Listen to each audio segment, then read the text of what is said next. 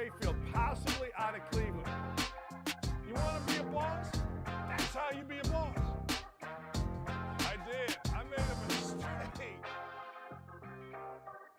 Hey, we got a lot going on today. We got a lot with LeBron James, and he is getting himself a new record, and possibly, I don't know, ladies and gentlemen, is he the GOAT? I don't know. I know a lot of people, including some of my friends, say we have recency bias with LeBron James, but he, well, frankly, was the all-time youngest to 10,000, 20,000, 30,000, and he and Kareem are the only guys who get to 38. He's won 4 titles. I don't know what to tell you. It's pretty good. But first, ladies and gentlemen, let's discuss a little bit of last night. You know, in Fishers, Indiana, which is right there, Fishers, Indiana is kind of a swinging community, right? I mean, it's one of the great places in the country to live.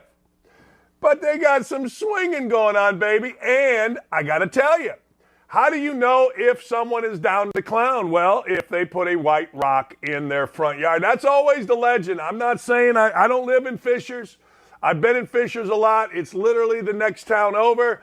But that's the deal. The white rock in the freaking front yard. Did we have some swinging going on last night? First lady with second gentleman. Let's take a look. We got to see here Jill Biden planting one right on Kamala Harris's husband's lips. Let's see it.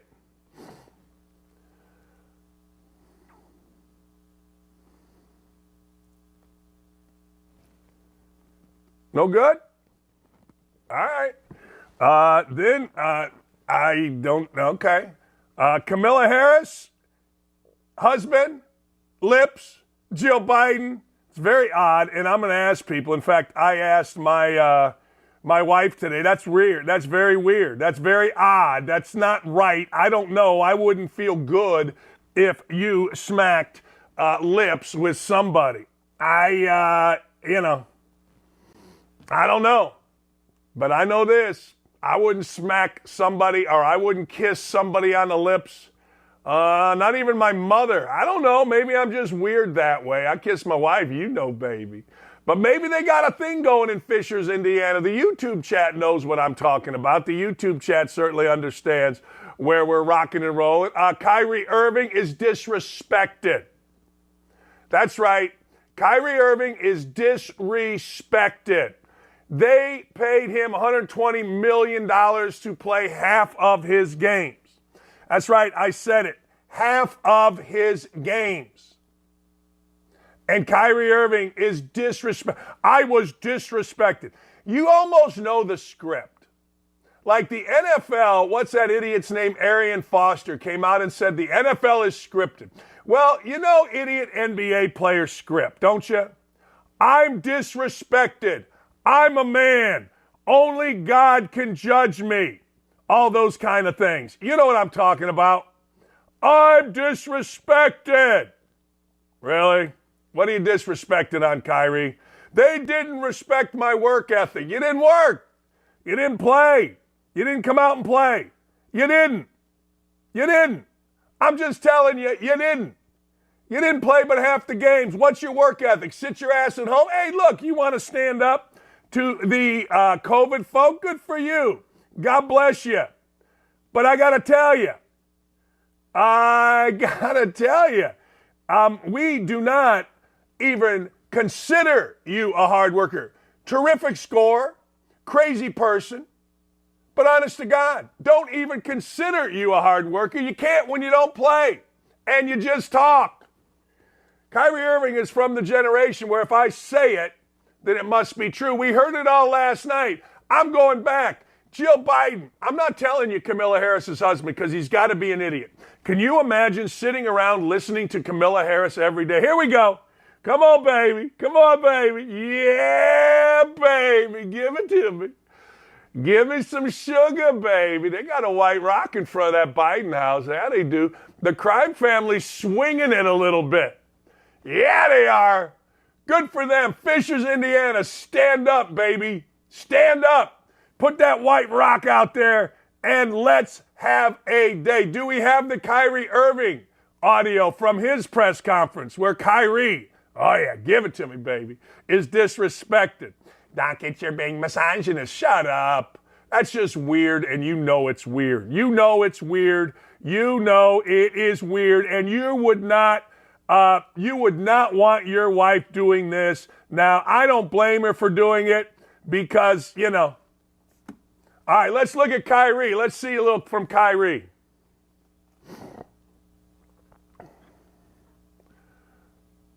We got Kyrie. Apparently we don't have Kyrie. We're having some things going on today. We're going to get to Armando coming up here in a minute. We're going to talk about Super Bowl weekend, which has been very, very boring. There is nothing going on. We need a good arrest. We need a good arrest. We're also going to get into the State of the Union with Aaron Perini. We're also going to get into the Super Bowl with Aaron Perini. But one thing that I would tell you about the State of the Union last night, why do you fall for these scare tactics? Charles Barkley said it best. Black folks have been voting for Democrats for years and we're still poor. Well, white folks, I don't get how you could possibly, black folks, I don't get how you could possibly listen to this 1968 nonsense about scare tactics and how awful everything is. I don't get it. Look, you vote for whoever you want. Stock market's getting better. Gas prices have come down a little bit. I've told you that's all I care about. But if you're stupid enough to vote for this idiot, then you get what you deserve, which is an idiot. I couldn't watch it. My guy Gary said to me, hey, you watching the president? I go, not a chance. Could not do it. Every time I watch him, I get pissed. I do. I get mad at all of you that voted for him. There's no way anybody with a brain could vote for him. I understand you want to vote against Trump because you're stupid and shallow. I get it. But I'll never understand how anybody in good conscience can vote for that guy. I had a lady last night. I put out something like these scare tactics. She did this. This is typical. This is my life. Well, I liked you better when you were a player at Andrean. I was a player at Andrean in 1980. It's like 1,000 years ago. I go, lady, I just saw where you're a crazy liberal. You know what she said? Well, thanks for the insult. She went victim. I said, take that victim and stick it. I mean, you insult people and then you claim victim status. I don't get it. But last night, I swear to God, I could not watch it. It was unwatchable. I'll go through. You want me to go through all the lies with you? I can go through all the lies with you. I ain't afraid. I mean, I'll go through every single one if you would like me to.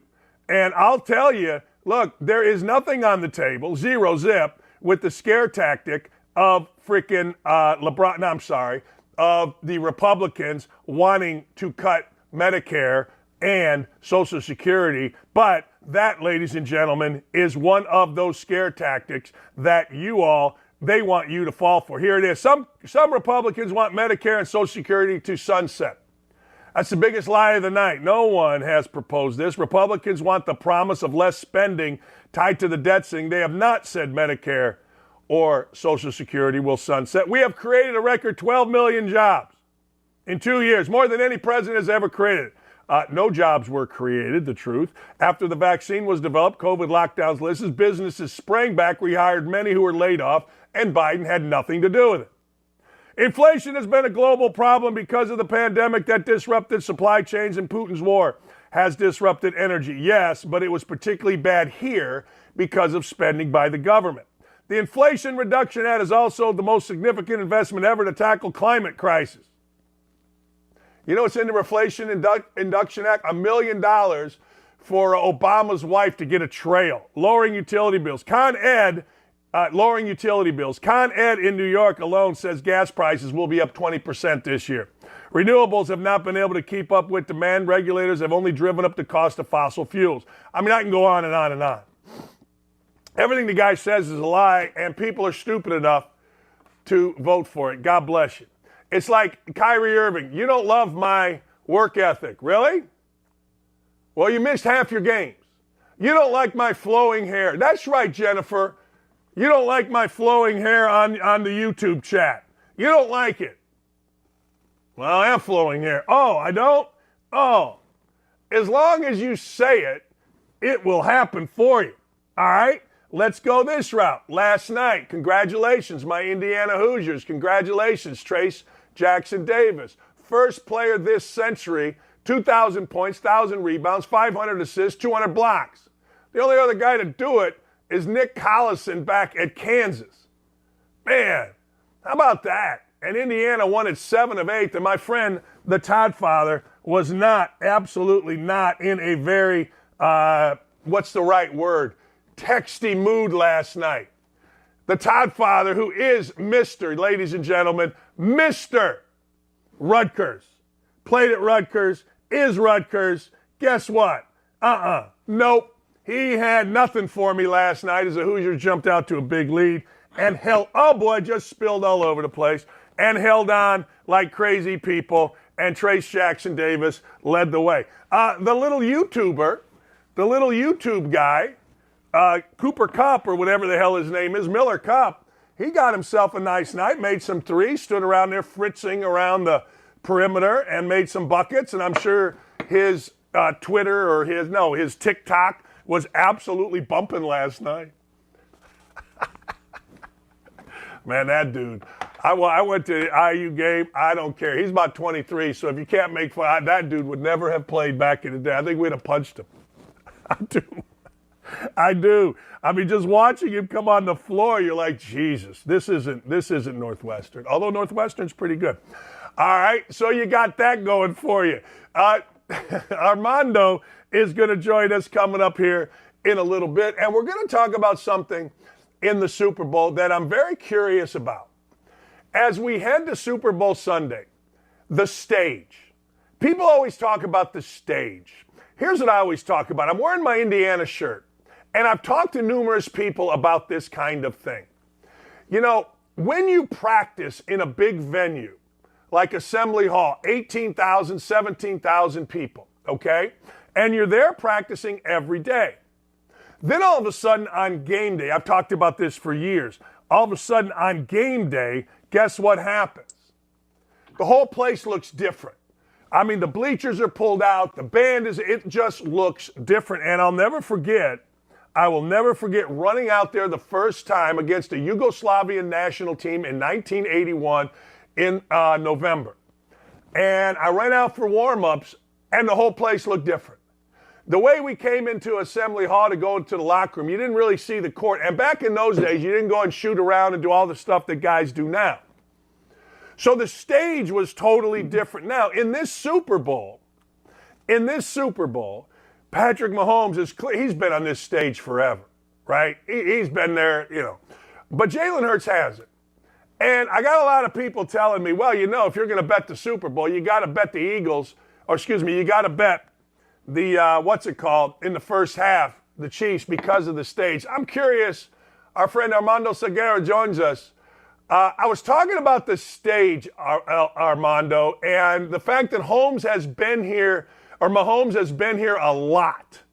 Do you think that impacts the start of the game for a guy like Jalen Hurts?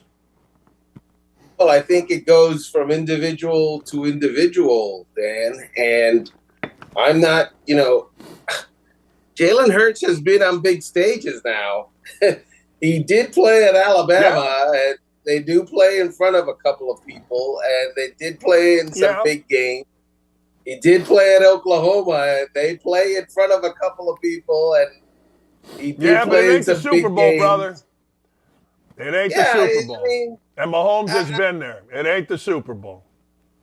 No, look. 80,000 people is 80,000 people, whether they're there for the Super Bowl or for your birthday party. No, it's not. You don't think so? No, it's not. Not even close. Oh, hell no. I know 18,000 people in Assembly Hall coming in to watch Notre Dame is a hell of a lot different than 18,000 people coming into Assembly Hall in Bloomington to watch Purdue. That's one of the first things I noticed, the difference in crowd based on the environment. Now, I agree with you. I'm just curious because Mahomes has been there. There's a big difference in games like that as opposed to regular season games in big venues. Yeah, of course. And look, there's nothing at this point in Patrick Mahomes' career that's going to really surprise him. He's hit that stage where the defenses he's seen before. The things that they're going to do on offense, he talked about it yesterday. The first couple of years that he was in the NFL as a starter because he didn't play his first year. He was part of the offense and he was running his plays. Now he's running the offense and he knows everything about it. He knows what his guys are going to do and what the other guys are going to do. And so it's all familiar to him. And that applies to venues as well. And that applies to Super Bowl venues as well, because this will be his third one.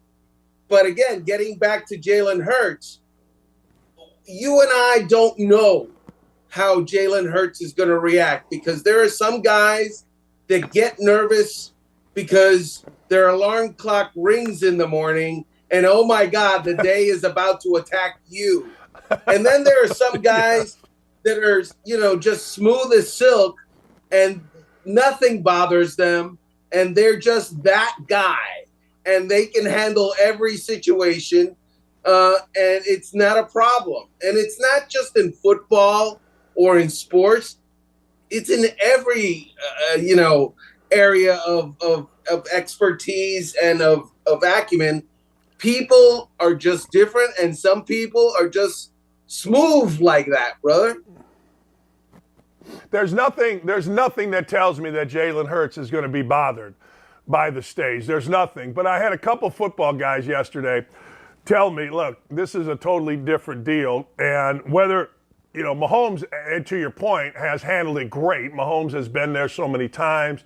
Hurts hasn't. And I personally think that Philadelphia has the better roster. I could be wrong. I'm in love with Devontae Smith, A.J. Brown. I mean, I just think they got a great roster. Which roster do you think is better? Yeah, the Eagles have a more complete roster. That they have better receivers. They have a better offensive line. They have a better secondary. I would say the defensive lines are more or less equal.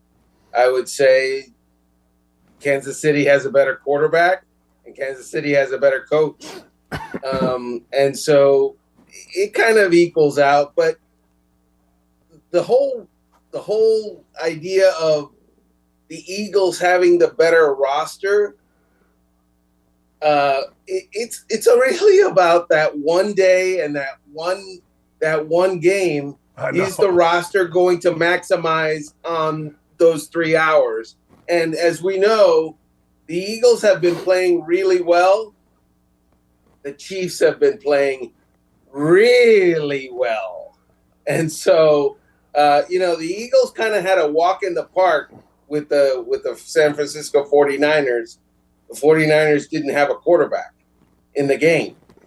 The Cincinnati Bengals against the Chiefs, they had maybe arguably the second or third best quarterback on their side, and the Chiefs just erased them.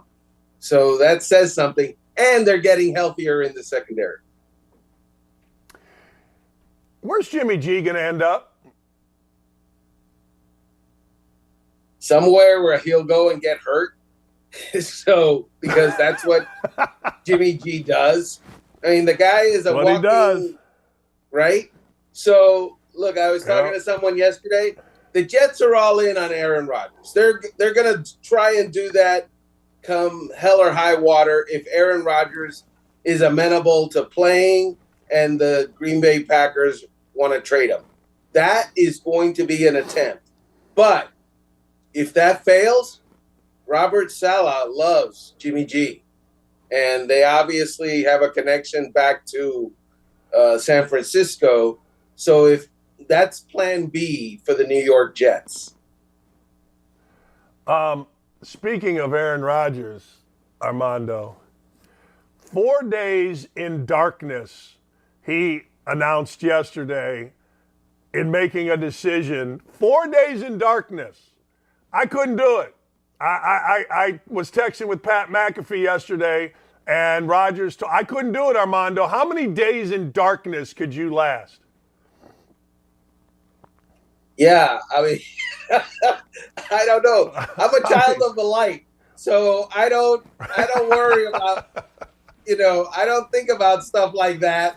And darkness is my friend when it's time to go Betty bye.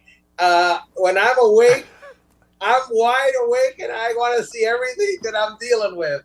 So I don't get the whole go into darkness thing. I'm not a bear. I do not hibernate. And I don't think that humans are bears and try to let's do some.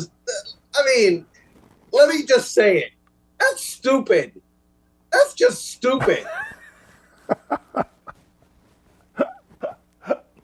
Why does that's just stupid?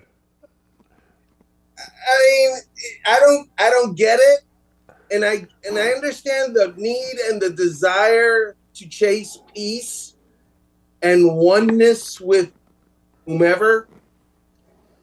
Yeah. But this sounds like a lot of mumbo jumbo,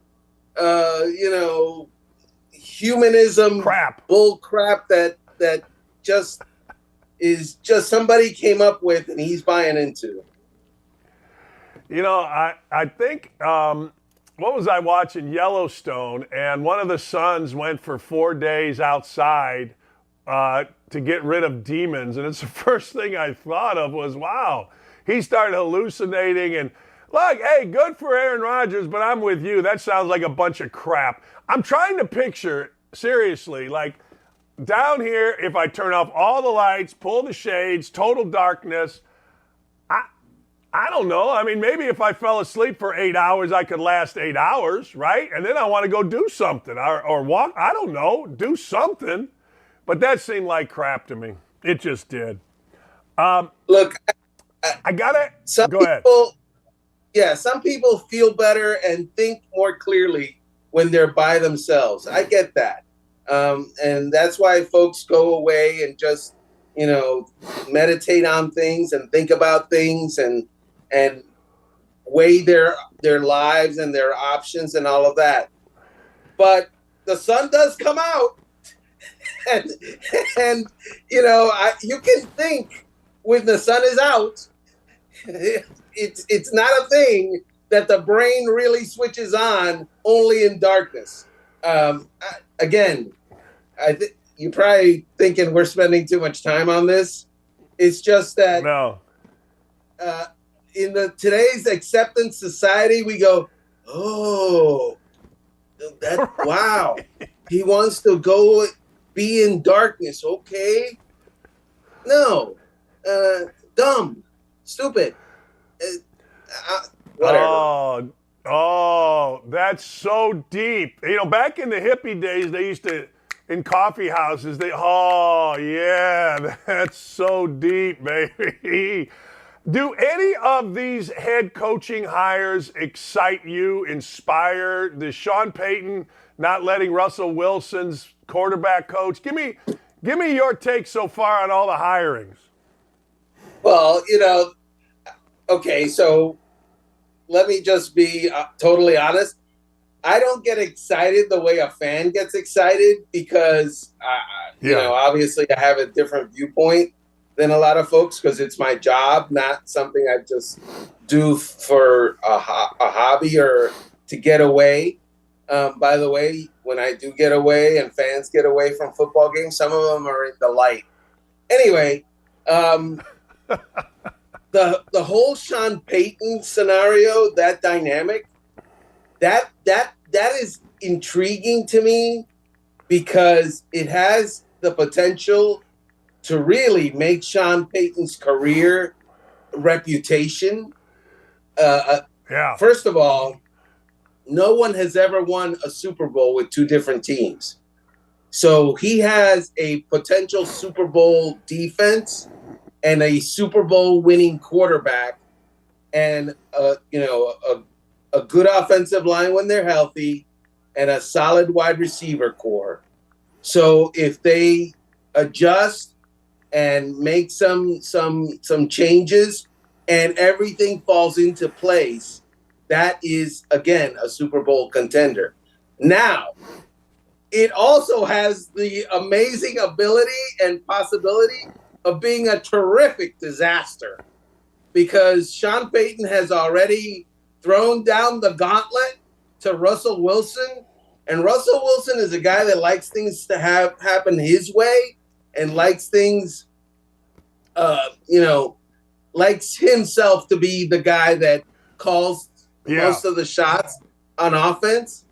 And so when Sean Payton decides and makes sure that Russell Wilson knows you're not that guy anymore, I'm the captain now. It's up to Russell Wilson on how he takes that moment and how he accepts it or doesn't. If he accepts it, it's going to be fine. If he doesn't, it's going to be a train wreck. Yeah, if I'm Russell Wilson, I just think that what happened last year, can't happen again for his career. I think hopefully he looks at it like this is an opportunity, to get better. Who's going to be the Arizona coach? Who's going to be the Colts coach? Yeah, so in Arizona, it's pretty clear and it's pretty obvious that the people that they wanted didn't want them for one reason and one reason only. More than one coach moved away from that Arizona job because of Kyler Murray. And they didn't want to be tied to Kyler Murray at the hip, like most head coaches are tied to their quarterback at the hip. I know for a fact Sean Payton was one of those guys. So, what do they tell you the problem is? What's the problem with Murray, Armando? Well, problems.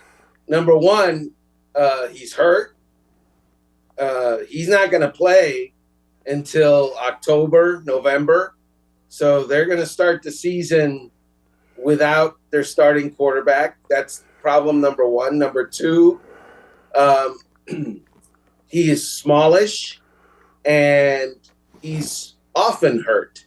And it's not often those, huge injuries that wipe a guy out for a year, but he's got multiple injuries times where he's been out 3 games, 5 games, 6 games.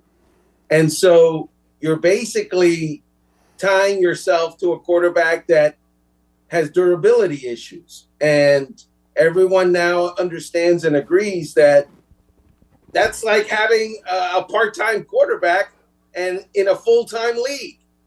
The other thing is he is, in fact, very highly paid. You cannot move on from him. You don't have the hammer over him to tell him, hey, if things aren't working out, you're going elsewhere. No, he's not, because the salary cap will prevent that from happening for the next couple of years. And so he's going to be there. That means that all of the problems that have been will be there. And oh, by the way, no one knows how he's going to deal with a different offense. He's been in that offense and has been familiar with that offense going back to college. So how is he going to move on from that and win from the pocket, which is something that Kyler Murray has not been able to do very often. He often, he makes he's better outside the pocket than he has been in the pocket.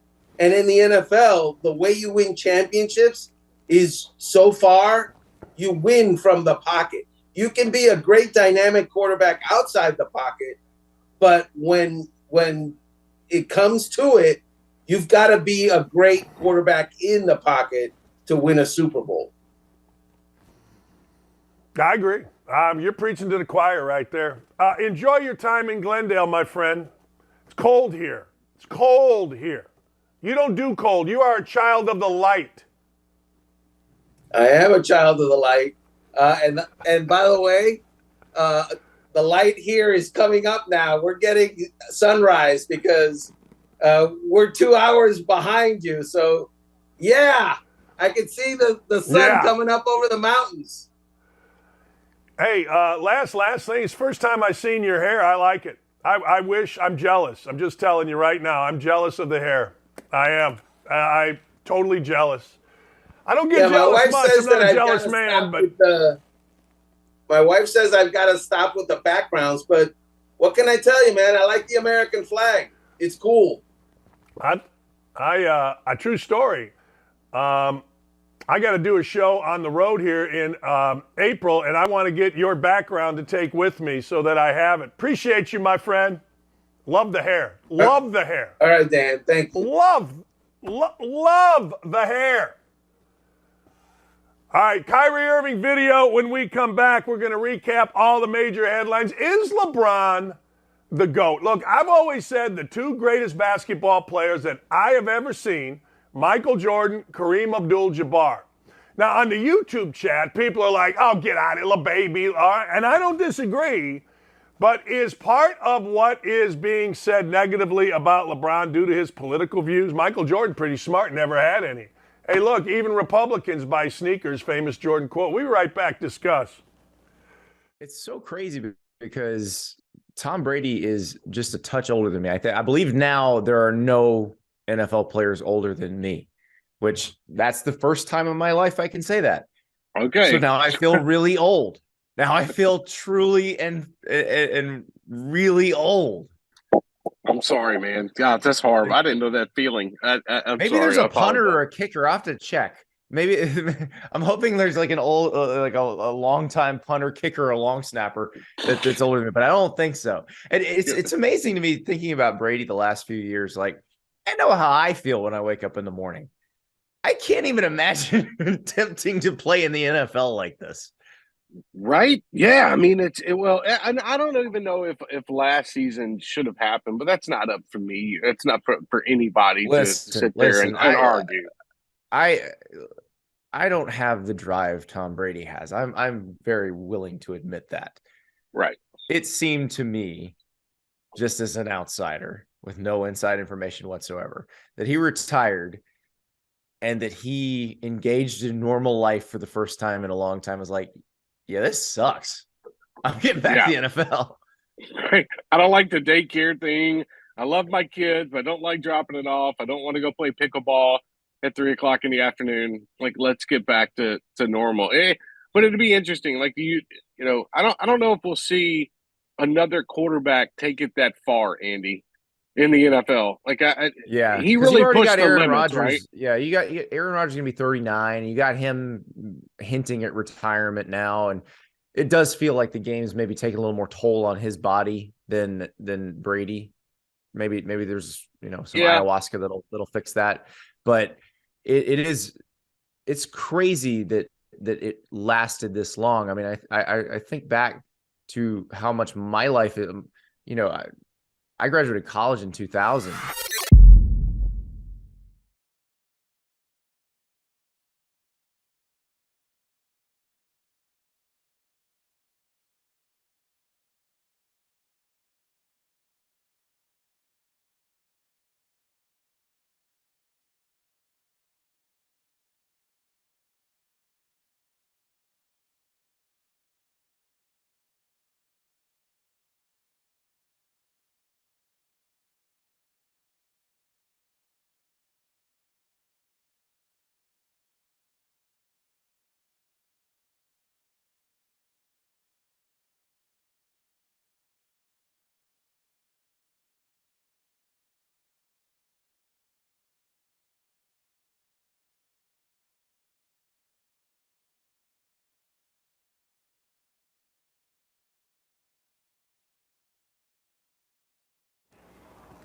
Look, I understand that a lot of people use their political views and they don't want to admit maybe that LeBron James is the GOAT. But I got to tell you, man, when you're the all-time leading scorer in the league, you've won what he's won with the players that he has won. It's pretty amazing what the guy's been able to do. It really is. The opposite of that is Kyrie Irving. Kyrie Irving is a guy that talks. Kyrie Irving is a guy that's trying to convince you that he's smarter than he is. Yesterday, Kyrie Irving went I don't know. Let's just say Joe Biden on us. Here's Kyrie Irving. In the seat today, I just know I want to be places where I'm celebrated. and not just tolerated or just kind of dealt with in a way that doesn't make me feel respected. And there were times throughout this process when I was in Brooklyn where I felt very disrespected, and my talent, I work extremely hard at what I do. No one ever talks about my work ethic though. Everyone talks about what I'm doing off the floor. So I just want to change that narrative, write my own story, and just continue to prepare in the gym. And now that I'm in Dallas, just focus on what I can control, like I said. And I'm always going to be close with those guys in Brooklyn, just like I'm close with guys in Boston, just like I'm close to guys in Cleveland. It is a team competitive sport, but we care about each other's families way more off the court. So I know those relationships will extend off. I'm just focused on preparing to win. What did you feel like the Nets did that was disrespectful to you? I think that's another day where I could really go into detail about it. I'm not the person to really speak on names and go to someone behind their back and try to leak stuff to the media. That's never been me. Now, I've been an audience member watching people say things about me that ultimately just fall off my shoulder. I'm really in a place that I'm grateful that I got to grow into over the last year and a half, 2 years. Spending time away from the basketball court gave me time to really appreciate life in a new way. And I just know I need healthy boundaries, especially in this entertainment business. There's a lot of disrespect that goes on with people's families, with their names, and I'm just not with it. So it's not personal against any of those guys against in the front office. It's just what I'm willing to accept. And I took a chance, and luckily, unfortunately, the Dallas Mavericks picked me up. So it's just all what I can control.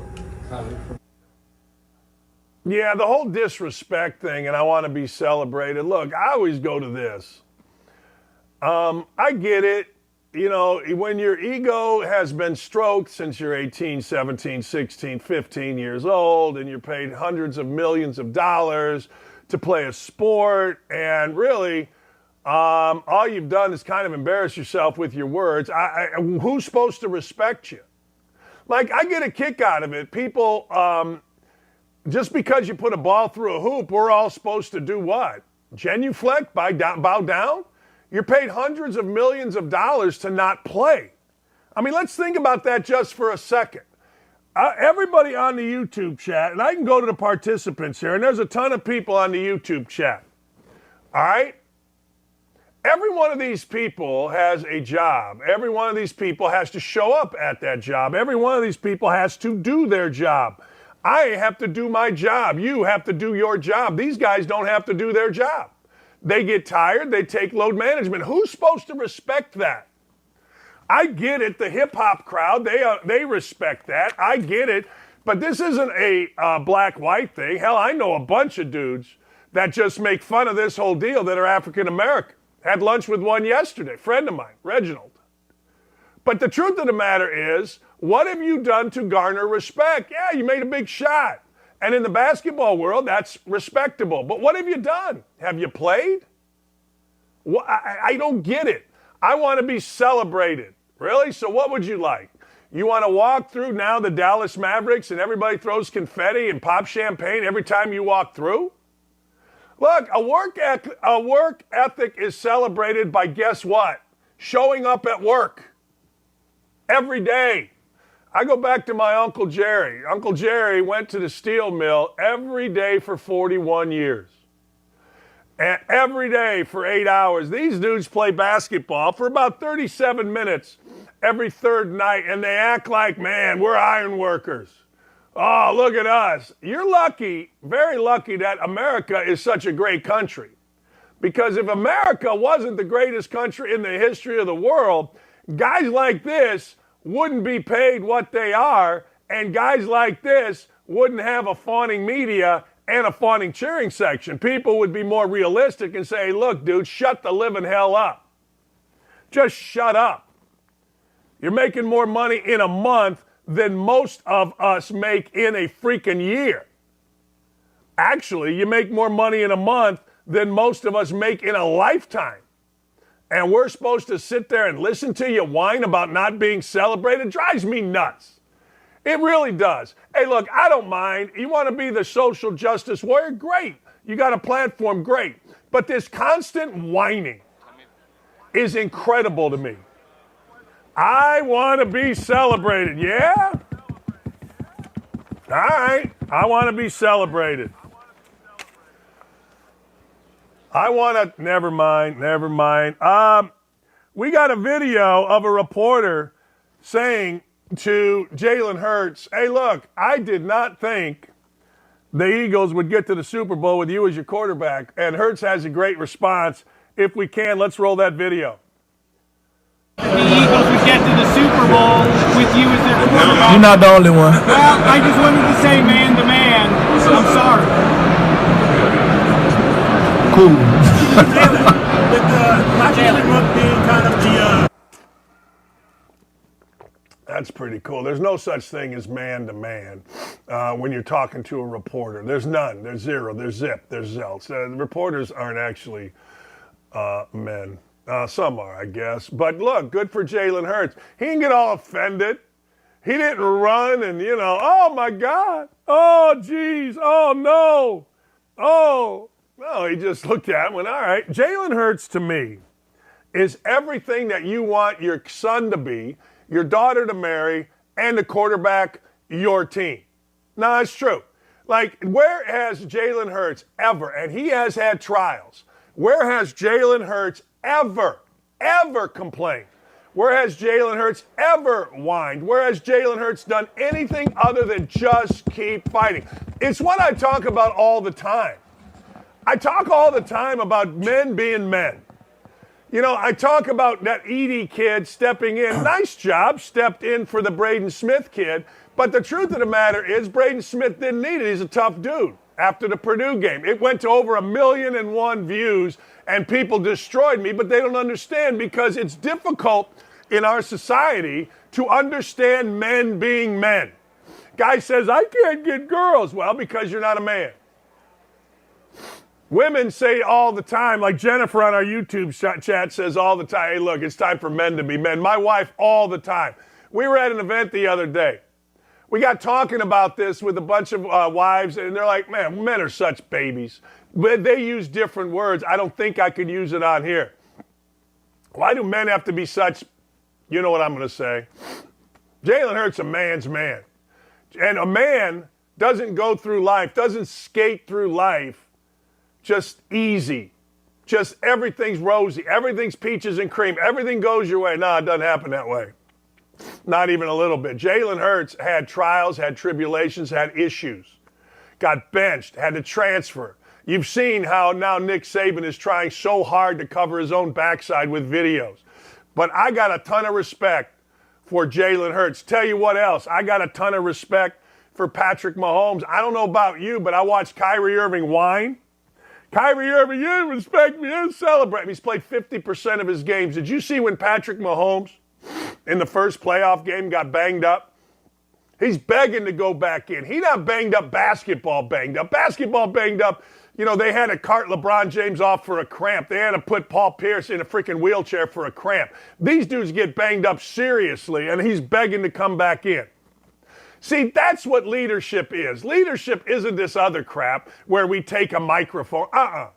Real leadership is how you come back from adversity, how you handle. I'm hurt. I'm here for my team. I don't care. I'll deal with my ankle later.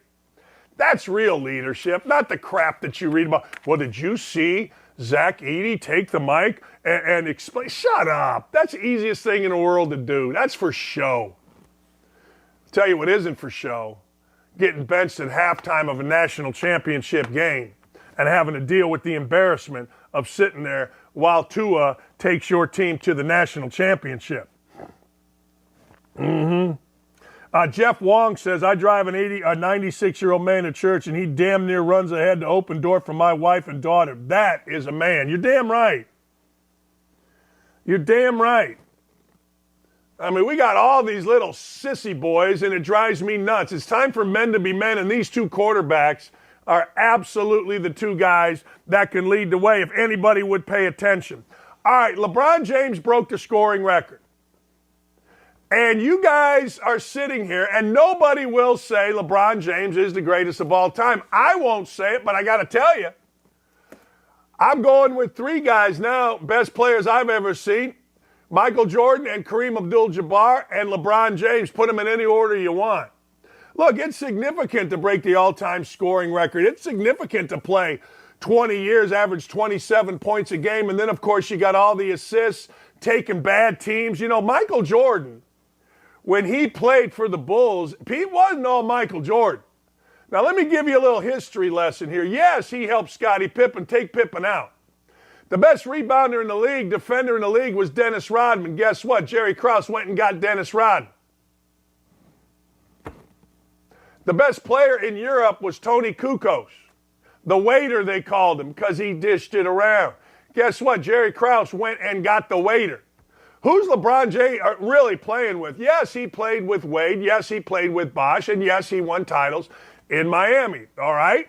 That's no different than Jordan playing with Pippen, playing with Rodman. I'll tell you what, about a 5-6-time All-Star, Ron Harper, where did he play? He came over and played with the Bulls. People forget about that. That dude, look at Ron Harper up.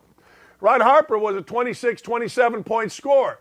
So when people say, well, this was all Jordan, look at what LeBron James and who LeBron James has taken teams to the NBA Finals with. Matthew Dellavedova? That crazy Tristan Thompson who can't keep his thing out of Kardashians? I mean, what are we doing here?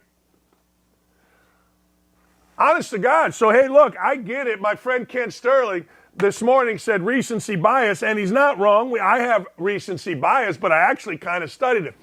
Youngest player to 10,000, youngest player to 20,000, youngest player to 30,000, youngest player to 38,390. I don't know, ladies and gentlemen. I don't know. That's a hell of a deal to me. That is one hell of a deal. I mean, that is a big-time deal. And good for LeBron James and good for his people. All right, the earthquake in Turkey.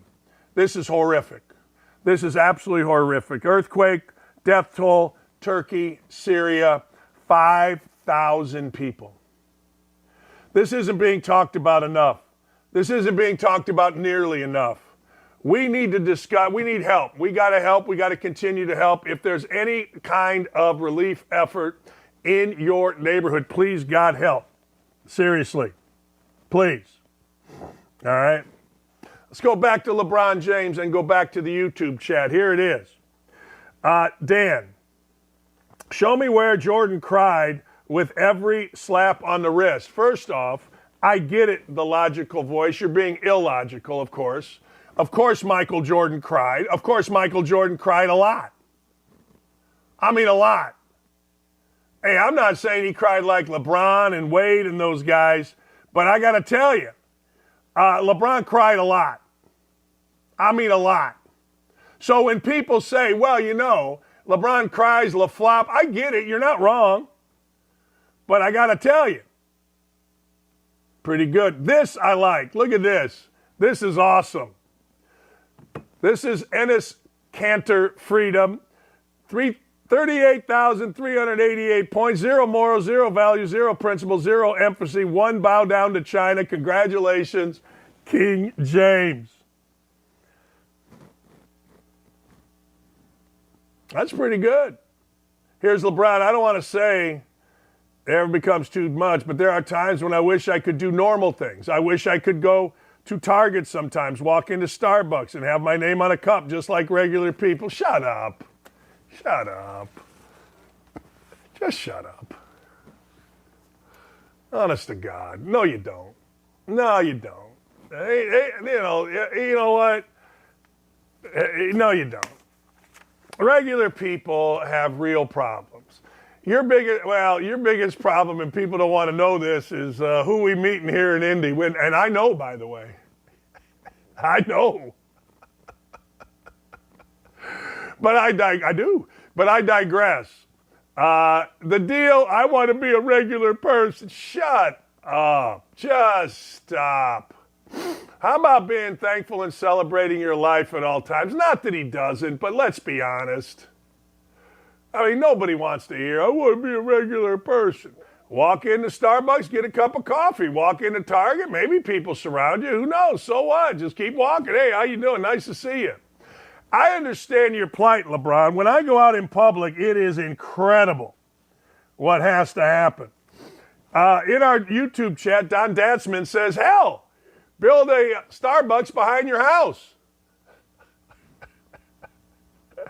You want a Starbucks? Let's go. Let's do it. See, Linda is right. Linda on the YouTube chat, this is where... All right, let's talk about this. When you go to church, they talk about tithe, 10% to the church, right? And I get it. That's great. But here's how I prefer to give my 10%. I prefer to give my 10% and leaving big tips. I prefer to give my 10% by buying kids stuff, meaning we go to wherever we go and I buy boxes and boxes of Girl Scout cookies or whatever. I do it every day. True story. I do it every single day. If I had LeBron money, I'm not going to lie to you, I would probably lose it doing things like what Linda said.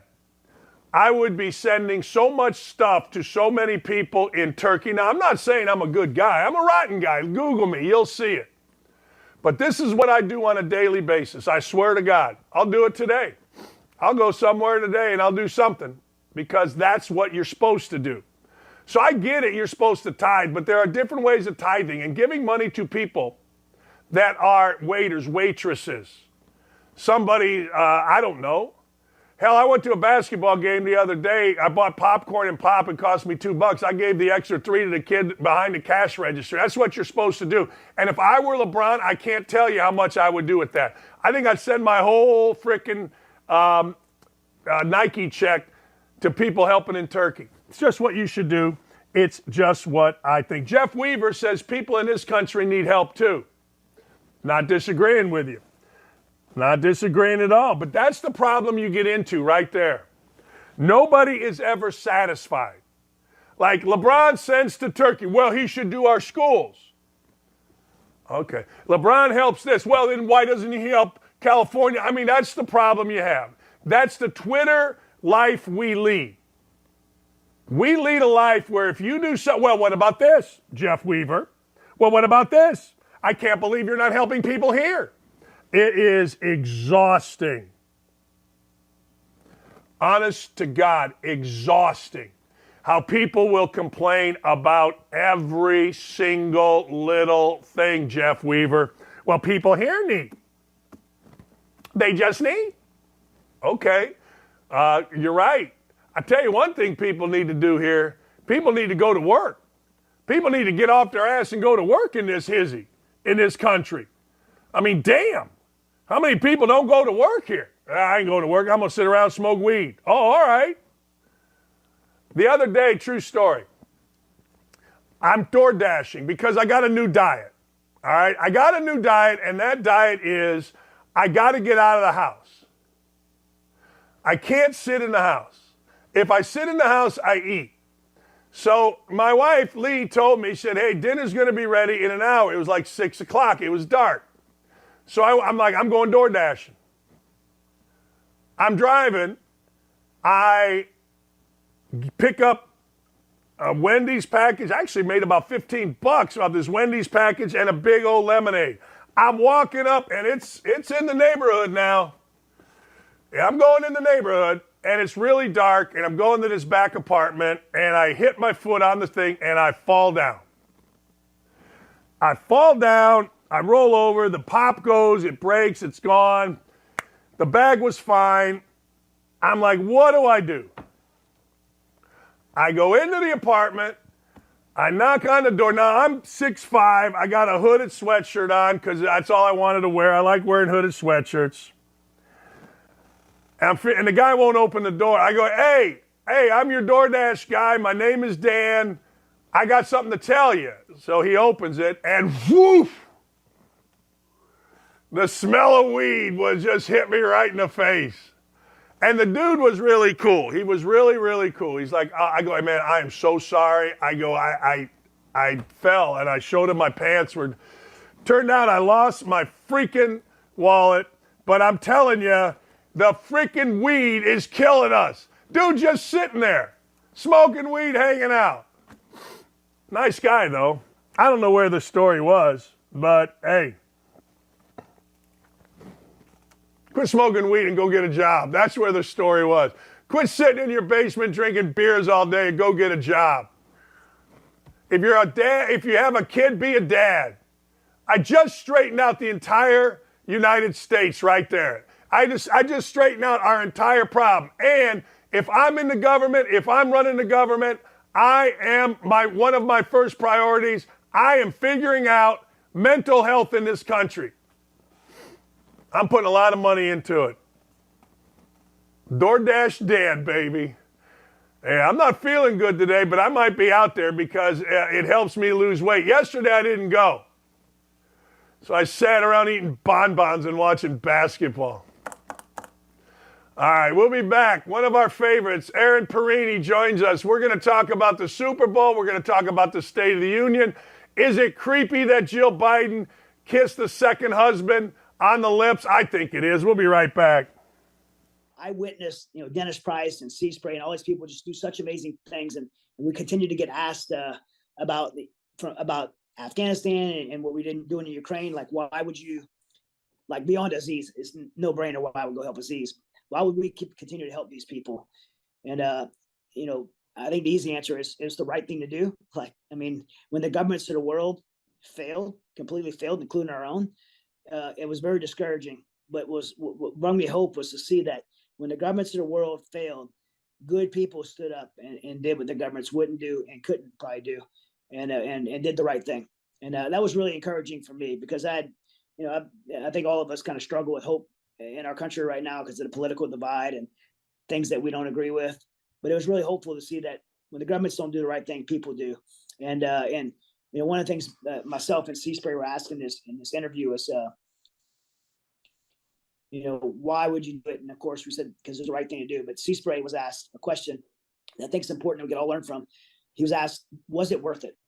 Was it worth it? And he said, it doesn't have to be. It doesn't have to be worth it to do the right thing. And whether it's something like this or in your personal lives, I think we all have the ability to do the right thing in our own little spheres of our life. And we always try to balance the ROI. What are we going to get out of it? What's the return on investment? But it doesn't always have to be worth it to do the right thing. And in this case, I don't know if it was worth it or not. I thought it was worth it to Aziz and his family and the 17,000 Afghans. And I believe that burden God put in our heart. I think it was worth it to God for us to be obedient and go do that call. But I think the world could learn something from this, that there is hope, that there's good people around who will stand up and do the right things.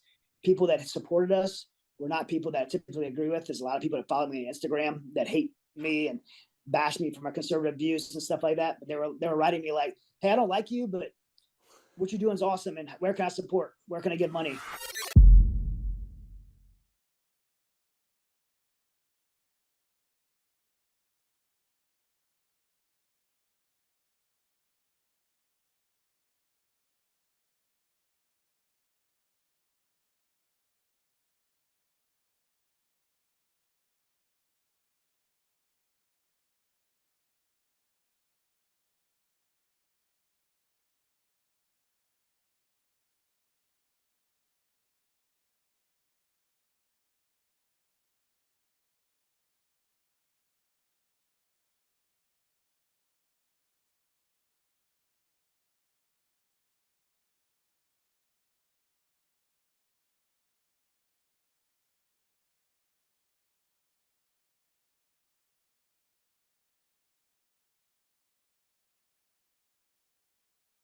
Name me a world leader who changed places with Xi Jinping. Name me one. Name me one. But we're better positioned than any country on earth right now. But we have more to do.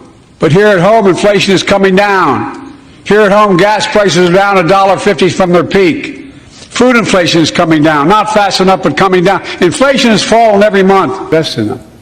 I said, we're going to need oil for at least another decade. And that's going to exceed and beyond that. We're going to need it. Production. Give me your take on that mess. Well, I'm going to start with the thing I liked the most, which was seeing Kevin McCarthy up on the rostrum in the speaker's seat with the gavel. I worked for Kevin. I am so excited. That was a hard-earned victory for him, and that was great to see. But that's about where my good notes end on the State of the Union. The president, delivery-wise, he was pretty okay, especially for Joe Biden. The bar is set pretty low, but Justin, tone and tenor. You did get the angry moments where he would just start screaming. He also kept saying, if that bill makes it to my desk, I would veto it. But that doesn't accept the reality of the situation we live in, which is it is a Democrat-controlled Senate, a Republican-controlled House. And if a piece of legislation was to make it to his desk, that means it had bipartisan support and cleared Chuck Schumer to be able to get there. So those veto threats were incredibly politically hollow talking points throughout the speech. He did talk about some things, but again, he left a lot to be desired. He left a lot when it came to when we were talking about China, we were talking about the border, when we're talking about the drug crisis, all of these things in the country, the president left a lot to be desired. And unfortunately, when it comes to political talking points,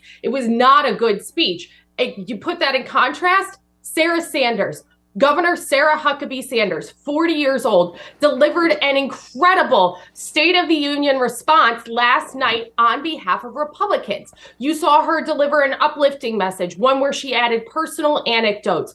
Even reading from a teleprompter, as you do in that kind of speech, you saw her be able to be very conversational, very inviting, and show a new direction for Republican leadership in this country. What a great contrast between the two messaging. And I think Sarah really showed where Republicans can go from here. This is something somewhat personal to me as I get older. The claim last night was Republicans want Medicare and Social Security to sunset. I've not read anything where that's what they actually want. That seems to be an outright old school, like 1968 to 2010, before Trump got involved, just political lie that gets told. Where are they at with that? What they're trying to talk about is what Rick Scott put forward. They're trying to talk about Ron Johnson. They're trying to talk about any number of situations here. But the reality is Republicans didn't actually talk about wanting to do away with, sorry, one second. Sorry about that. Having a little bit of technical issues today. What Republicans want to talk about is the fact that they want financial solvency in this country. We have seen time and again where Democrats use old, tired political rhetoric. You see it from a very old politician, the oldest president this country has ever had, with Joe Biden, to be able to say that they want to do away with Medicare and Social Security. That is not what they want. You saw Kevin McCarthy say that will not be in the conversations, and that is off the table. Mitch McConnell has said as much. If any Republican has ever indicated that they want to make changes for financial solvency of Medicare or Social Security, Democrats take that and say they're trying to cut and do away with and sunset. That's just not the reality. And you saw Joe Biden really lead into fear-mongering last night instead of trying to address the reality that Americans live with every day. Yeah, I mean, that's why I said scare tactics of the 70s, the 80s. I mean, when guys used to do this and all that kind of crap. I mean, it seems like this is a career politician acting like a career politician. I want to get into jobs. He's claiming all this job growth, greatest in the history of our country. Did he create any jobs, or is this just lockdowns coming back to life?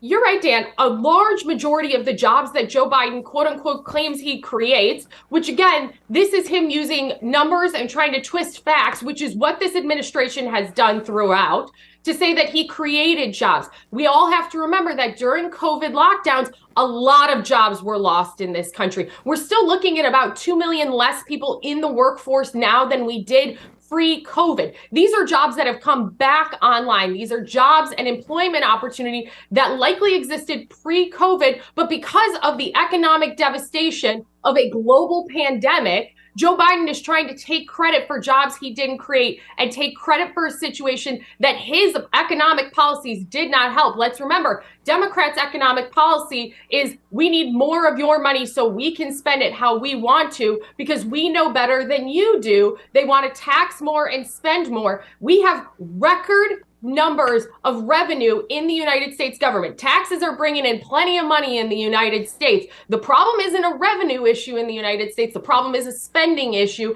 And Democrats are tried and true. They want to use scare tactics. They want to try and inflate numbers. And they want to try to take credit for things that they did not do. My wife just walked down here and gave me a cup of coffee. And this is an awkward question, okay? But this is a discussion my wife and had earlier today. I got to tell you, like, I'm old, I get it, but I'm a married man. I'm not kissing any woman on the lips that isn't my wife to say hello. Am I wrong about that? I mean, I saw the Jill Biden and Harris's husband, and there's just so many creepy moments out of this crew. Aaron, am I wrong? Am I too male stupid? I don't think my husband would be super excited if I walked in and kissed another individual on the lips. I just don't think it would. But the internet had an absolute field day with this. There were memes of Kamala pulling a face saying, oh, she saw it. You know, it's not a what you would consider a cultural norm in the United States to be able to kiss another individual in that fashion. It's not how I greet men who aren't my husband. And it made for quite the viral moment, and one that was kind of uncomfortable for viewers during the State of the Union. And that was just before it started. Yeah. And it's no big deal. I get it. But there's just so many moments. What did you think when the president said, hey, we're only going to use oil for 10 years, and literally we went parliament, didn't we? We went parliament on him, and everybody started laughing. Lots of House of Commons moments there, British Parliament, a little bit of heckling, a little bit of jeering. You know, we've always had a very statesman approach to State of the Union as members of Congress have previously, where they generally, you know, it's just up and down applause lines. You generally don't hear booing or jeering. But this is a different generation of politicians now. These are politicians who aren't afraid to speak up and speak out. And so, yeah, Joe Biden sitting there saying, oh, we're going to need gas for about another decade. We'll say that to a family that makes the average in the United States, which is, you know, about $70,000 a year, give or take, in about 2021. You're going to tell them within the next decade that they're going to make enough money to be able to afford an electric vehicle, that we will have the infrastructure in the United States for that to be a complete reality, that anybody using any level of fossil fuel at that point will not do that. It's just... It shows the lack of depth of understanding of the situation by the Biden administration. It's a fanciful dream to think within a decade that there will be no more gas cars on the roads in the United States.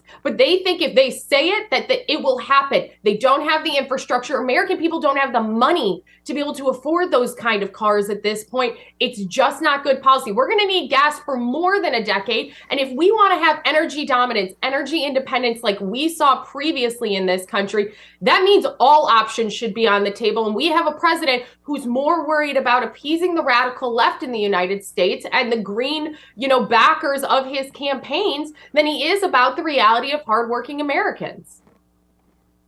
I got to get to the border. I've had two people on here that have been to the border, and both said the same thing. Look, it's not about desire of the people down there to close the border. It's about the policies on how restricted the border guards are. I saw yesterday Kamala Harris actually addressed it and talked about sending more money down there. But it's not about money. It's about policy down there.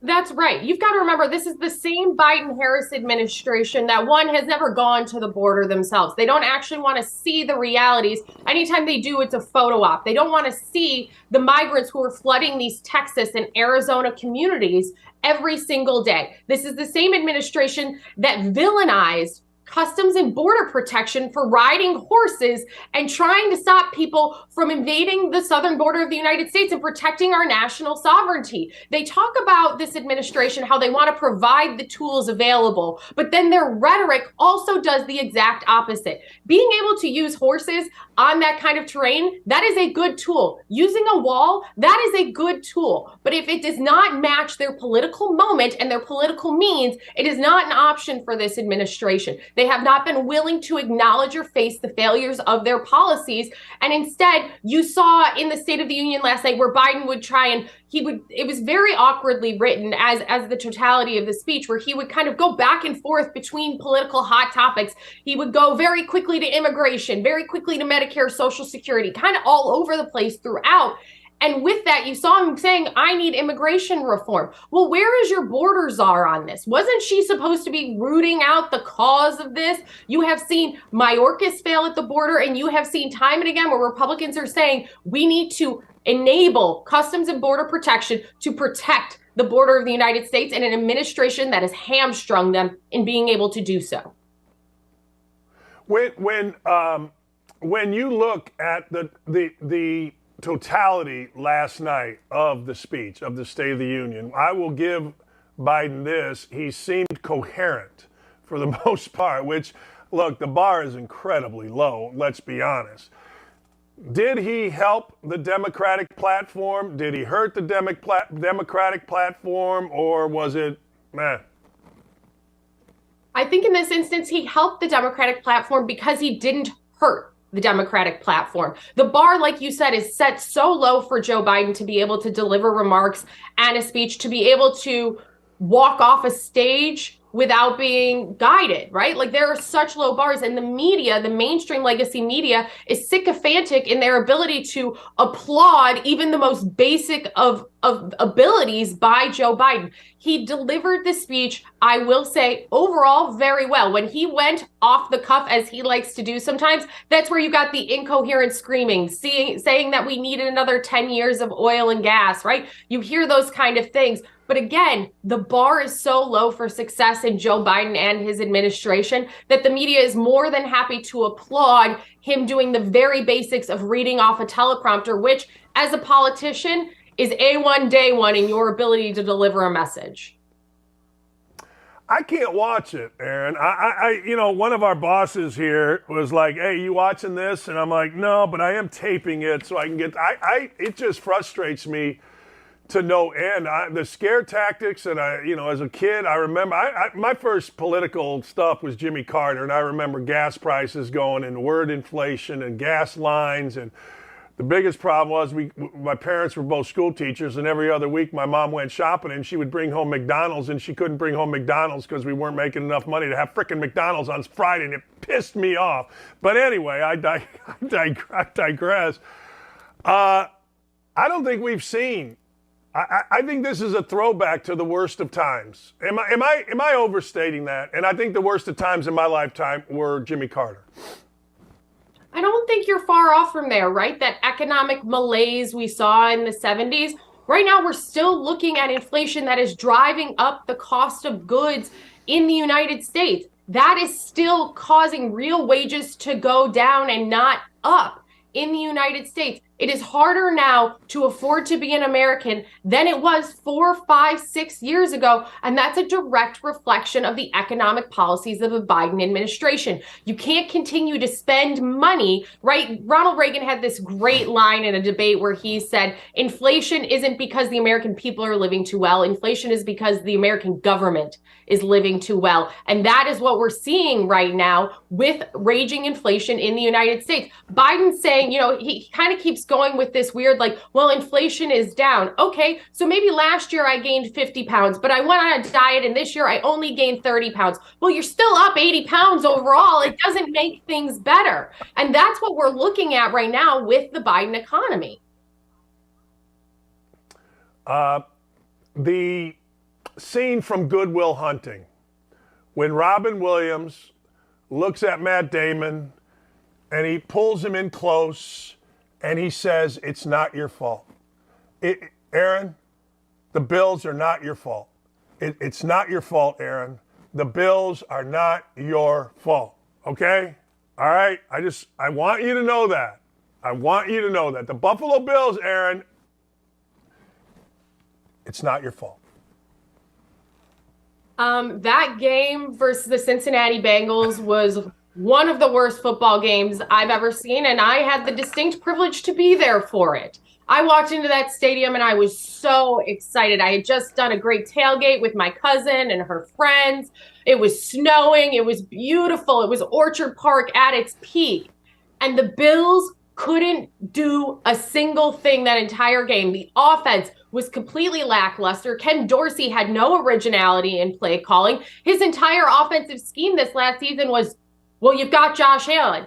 Well, Josh Allen can't do anything when the offensive line crumbles around him, and our center's our best person on the offensive line. Listen, we're going to have to do a lot of restructuring when it comes to this next season, not only on the offensive line, but our wide receivers, right? Stephon Diggs is an absolute elite wide receiver, but he needs more support than just Diggs. Allen does. So that means we're going to have to look at Gabe Davis, who really did on the team have the largest percentages of drops all season.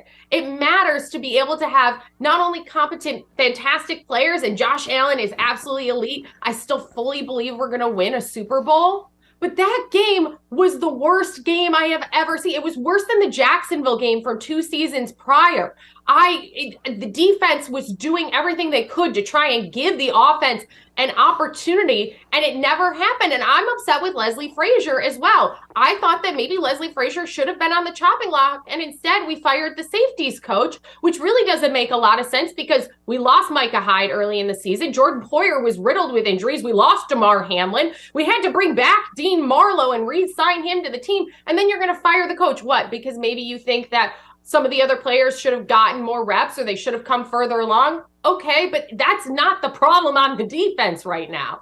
The problem is the inability to execute. The problem is the fact that they always got stood up on 4th and short or 3rd and long. I mean, it was, I had such high hopes for this team. We had all the pieces there. It was such an exciting start to the season. I'm still obviously very much grieving the fact that the Buffalo Bills are not playing this weekend. I should be in Albany, New York this weekend with my best friend watching the Super Bowl at his house because that's our plan. That's what we're going to do. We're going to watch the Bills win the Super Bowl together. And I don't get to do that because Sean McDermott, Leslie Frazier, and Ken Dorsey broke my heart. I am an Indiana guy. I despise Purdue. If Purdue, even if they didn't beat us and they were in the Final Four in basketball, I don't care about football in that sense, I would not root for them. I would not root for, well, they're the home state. Well, you like the coach. Yeah, great, all that, but I ain't rooting for them. Is the rivalry with the Chiefs such that you cannot root for the Chiefs? You have to go with Philly, or is there, where are you at with that? The rivalry is real with the Chiefs. I don't want the Chiefs to win the Super Bowl. I'm a bitter AFC fan. Right. I wanted my team to be the AFC team in the Super Bowl. And I was rooting for Kansas City last week because I wanted the Bengals to lose because I wanted Eli Apple to enjoy Cancun as well. You want to mouth off at my team, you better believe I'm going to hold a grudge. And I am glad to see that Eli Apple learned the hard way. So I was happy to see Cincinnati lose. And this is after everything that happened with Damar Hamlin, where Cincinnati was extraordinary to Buffalo. But as soon as they got past that, they really became a very unlikable team. And so I was happy to watch them lose. And I hope to see, and listen, even if you just look at the matchup at face value, the Eagles are a slightly favored team in this situation, but I think overall they're the better team. And I've got a friend who's a reporter. He's a big Eagles fan. He always texts me and says, oh, I'm betting on the Bills. I'm betting on the Bills. And I'm like, stop it. Stop betting on the Bills. You're going to make us lose. So I am telling everybody now, bet on the Eagles, make the Eagles win, just because I want him to feel the level of uncomfort he makes me every time he says bets on the Bills. Oh, that's unbelievable. I got people on our YouTube chat that tell me, Dan, don't bet on Indiana. You jinx them. Don't do it. Don't. I'm like, man, I played there, coached there 17 years. I ain't rooting against them. I mean, so what? What the hell? Last thing. On the YouTube chat, guy says, man, this might be, so we're calling you a this. This might be your best guest. Best guess. I said that right. Is there anything that you could stump her on? Is there anything that she doesn't know? Is there anything, what does he say here, that Aaron is not an expert on? Yeah, I mean, I like a lot about football, but I'm not necessarily the best with the X's and the O's, right? I'm not going to be able to draw up a better scheme than Leslie Frazier or Ken Dorsey, but I can watch their schemes and say that didn't work and that's garbage. Listen, I kind of grew up in politics, and I was always told, like, you could be a mile wide and an inch deep, and some things I'm a little more than that, but not everything. Like, I'm still very normal, but I can tell you, you probably won't stump me on like Bravo TV. Like that's like where I can really excel. You think I'm a good Bills fan? Wait till you get me talking about Housewives. Hey, let me tell you, we watched, I'm big on the New Jersey Housewife. I know season 13 started yesterday. I had to miss it for State of the Union.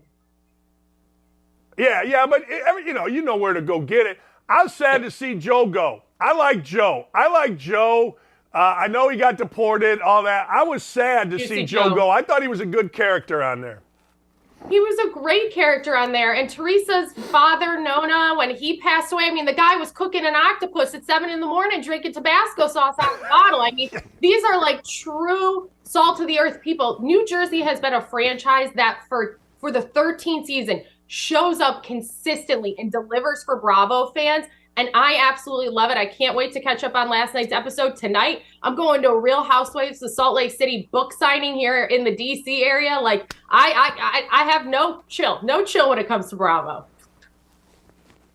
Oh my God. Have you ever flipped the table in a restaurant? That's always my argument with my wife. I'm like, look, I'm all in on all of it. But I've been in a zillion restaurants. Nice meat, and I've never seen women flip tables in restaurants. Come on. I've never done it, but it's a classic Housewives moment. You don't get bigger than Teresa going after Danielle Staub about her book and just flipping the table on her. I mean, it's classic. It's what makes Bravo so good. It's what makes Teresa probably one of the best housewives ever. My least favorite is Luann in the Housewives of New York and her cabaret. Life is not a cabaret. Yeah, and she talks like this. I got my cabaret. Shut. But I watch every week. And now they're gone, right? New York. Yeah, New York lost their franchise. They got a whole new reboot, and it seems like the women got too aggressive on the legacy cast. They were going to do a legacy cast with like Luann and Jill and Ramona and Sonia. They all got too aggressive, so now that's on hold. So who knows when we're going to see Luann sing another cabaret on Bravo. I hope we don't. And to quote my father, she made my ass tired. That was my dad's line. So thanks, Aaron. Appreciate you. Thanks, Dan. Always good. Oh, it's so much fun to talk to her. Look, if you're not into the Real Housewives, I can't help you. We watched OC, I think, Beverly Hills, New York, and New Jersey. And I'm not going to lie to you. I've never gotten into Dallas. Oh, Atlanta. We love Atlanta. But I've never seen, and I don't know if you all have or you all haven't, but on the YouTube chat, are we going to have you ever been in a restaurant, a decent restaurant, a high-end restaurant, and have you ever seen women flip over tables? Get in an argument, and next thing you know, tables get flipped over. I may have lived a sheltered life, but if you watch the Housewives of New York, the Housewives of New Jersey, you see women, not all the time, but damn near 3 times a season in a nice restaurant, flipping the table over. And I'm talking about whatever town you want to talk about, the nicest restaurant. It's very odd. I want to see it once in my life. I got What the Hell Wednesday coming up here in a minute. The YouTube chat, thank you for all of your comments today because, well, frankly, I'm using them because I enjoy the living crap out of it. I think our YouTube chat is always, always, always strong. Scott Wood says Jimmy Carter is the worst president of his lifetime. I'm not going to lie to you. Those of you that were my age or around my age, you'll remember. Like, I remember gas going from 29 cents to 88 cents on Broadway, gas station kind of right across the street from the Y&W. I remember that. I'm like, wow. I remember when we could not get McDonald's on payday. Payday for school teachers, Gary, Indiana, every 2 weeks. My mom would go after school. She would go shopping. She would bring home big, brown bags. And that was for 2 weeks, that's what we ate. And if you didn't eat it, or if you ate it all, you didn't get it until the next 2 weeks.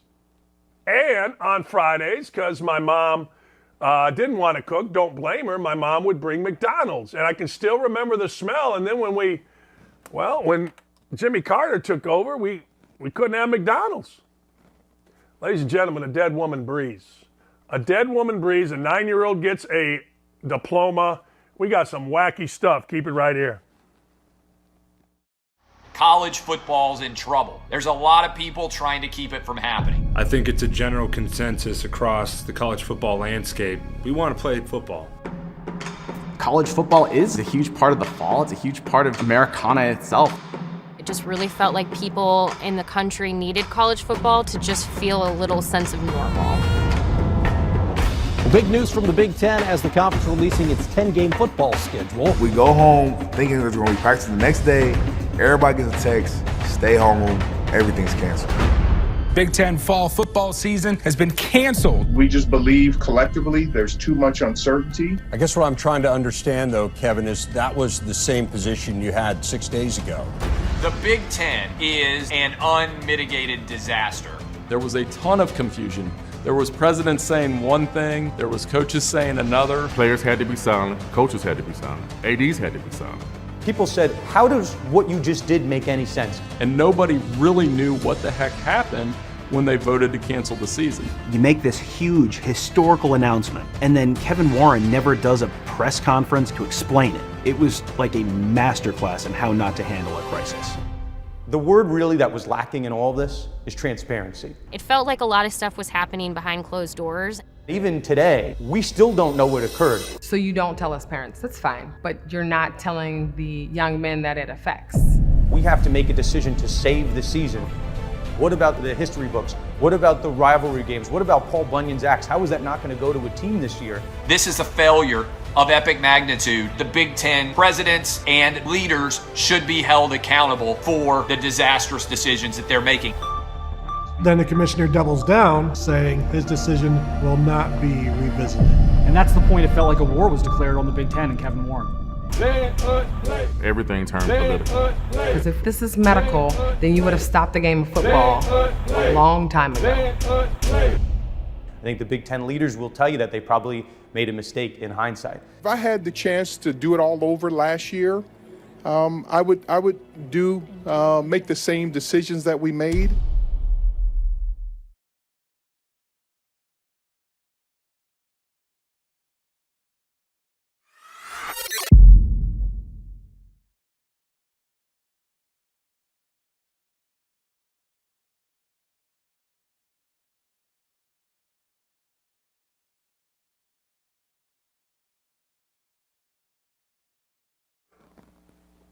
All right, you see the graphic right there. You know Armando was on our show, and he was coming in live from Glendale, Arizona. If you've ever been to Glendale, Arizona, the area is fantastic, and you can catch Armando's continuous coverage all week long at OutKick.com. And, of course, the boys will be down there, Chad and Jonathan. They will be down at the Super Bowl from 2 to 5. That says Eastern time, but I think that's Central time. I think it's 3 to 6 Central time. I could be wrong.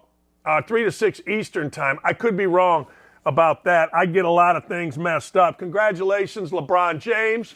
You are the new NBA scoring champ. I am one of those people, and this is very weird of me, but I am one of those people that likes to see records broken. I'm one of those people, and I don't know, maybe a lot of you are too, that when I go to a game, all right, I want to see something special. If I go to a baseball game, Wrigley Field, Sox Park, whatever, I want to see a no-hitter. I want to see if a guy hits a home run in his first at bat, I want him to hit 4 home runs in a game. Those are records. I want to see a perfect game. That's just what I do.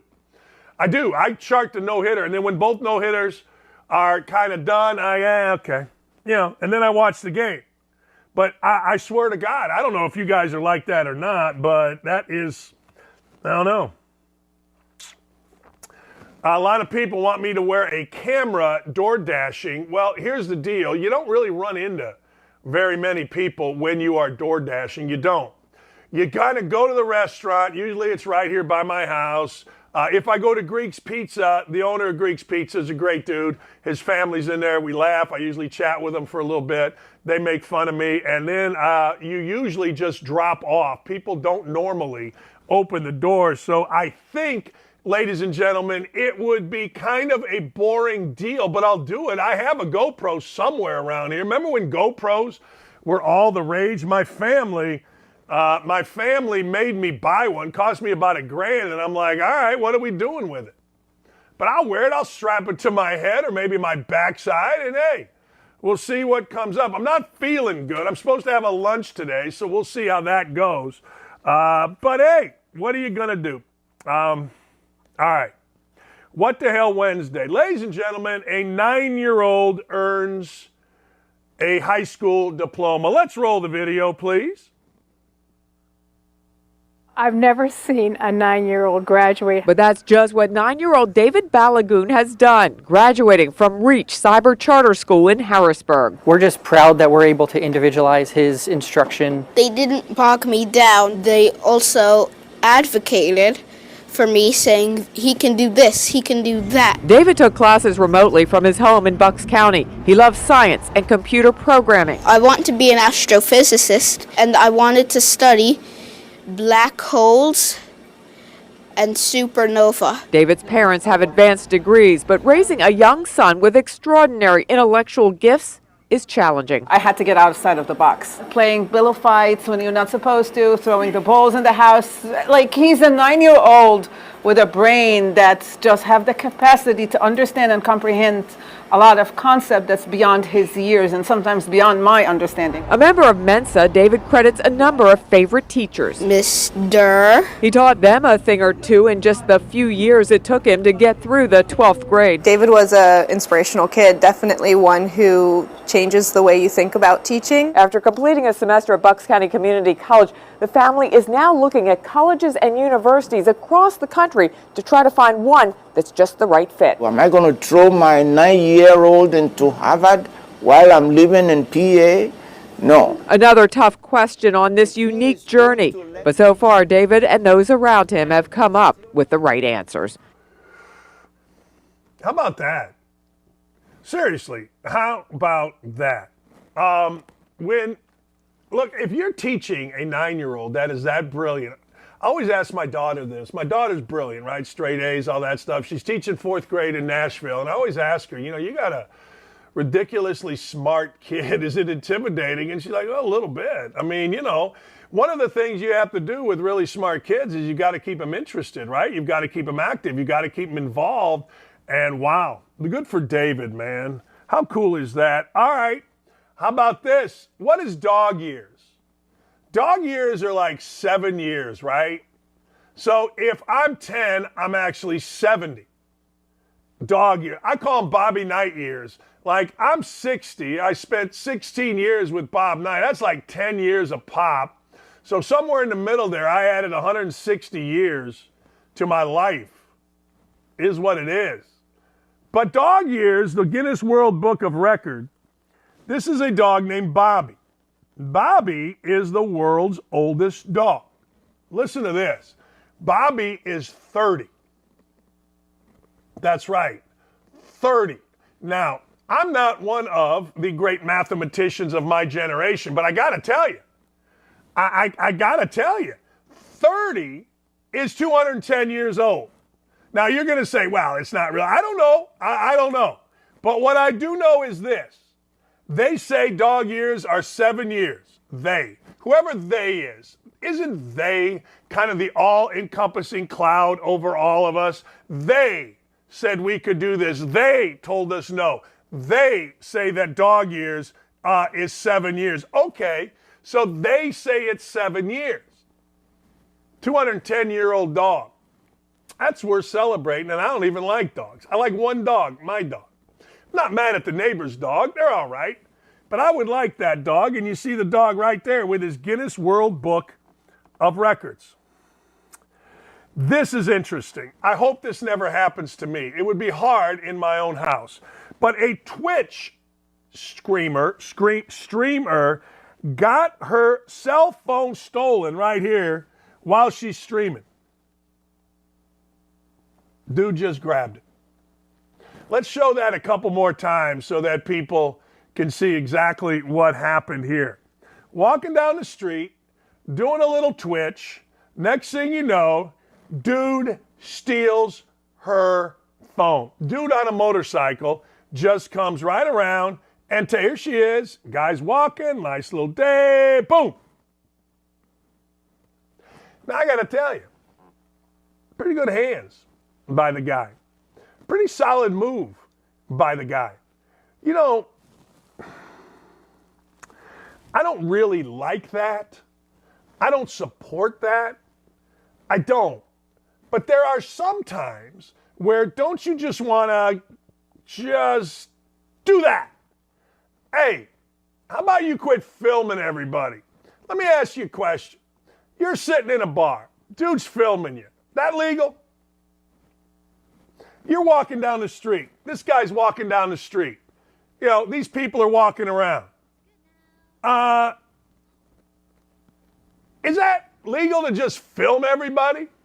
Like when you see things on TV and it's by people that don't want to be, they blur out their face, right? Is it, I don't know. We got a guy climbing a skyscraper. Now my brother-in-law is an iron worker in the Detroit-Toledo area. And he does incredibly stupid things, but he is always tethered, right? He's always got, you know. This guy decided that he is going to climb a skyscraper. This used to be all the rage back in the day. This used to be what people did. Where is he? I don't see him.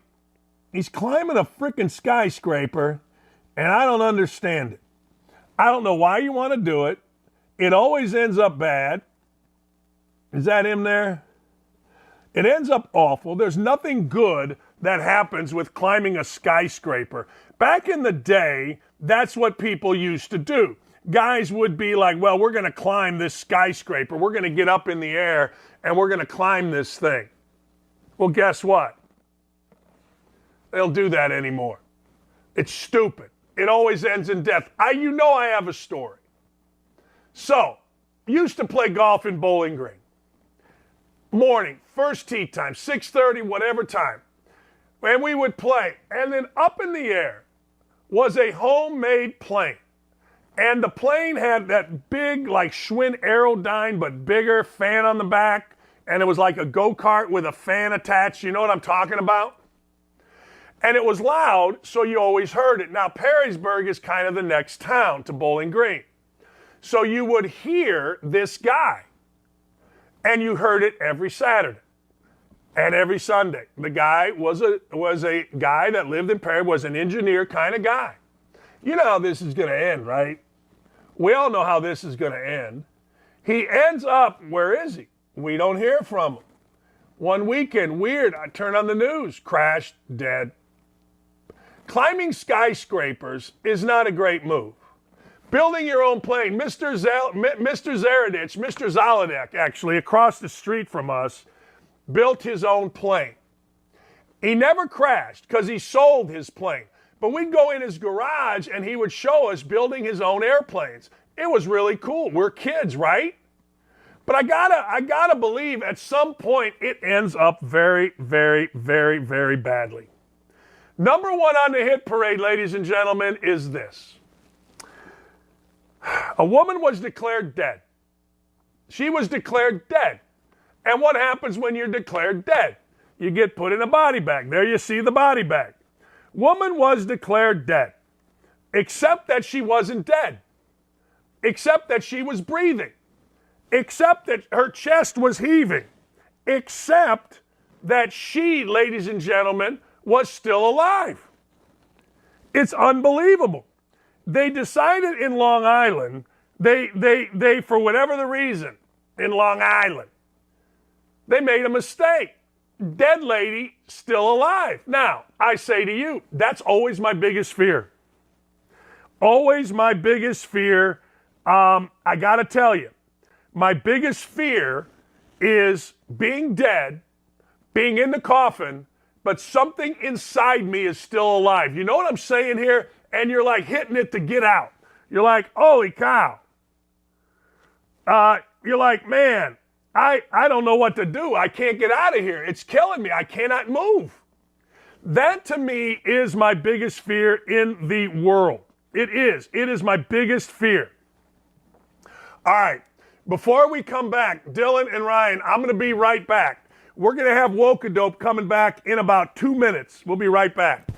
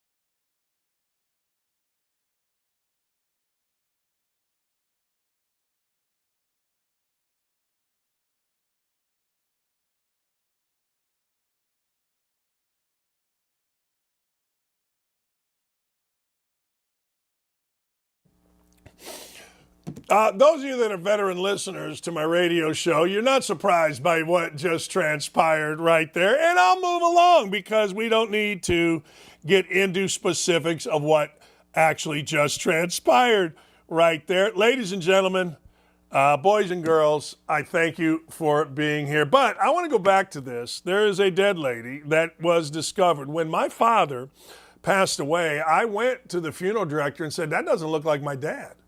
It didn't. He was too dark-skinned. His hair was pulled back. I never saw his hair pulled back. But a dead woman at a funeral home in New Jersey turns out to be alive. She was 82. She died in a nursing home, quotes, over the weekend. And then all of a sudden, she was breathing in a funeral home 48 minutes after her arrival at the nursing home. Nobody's saying her name, but what happened was she died.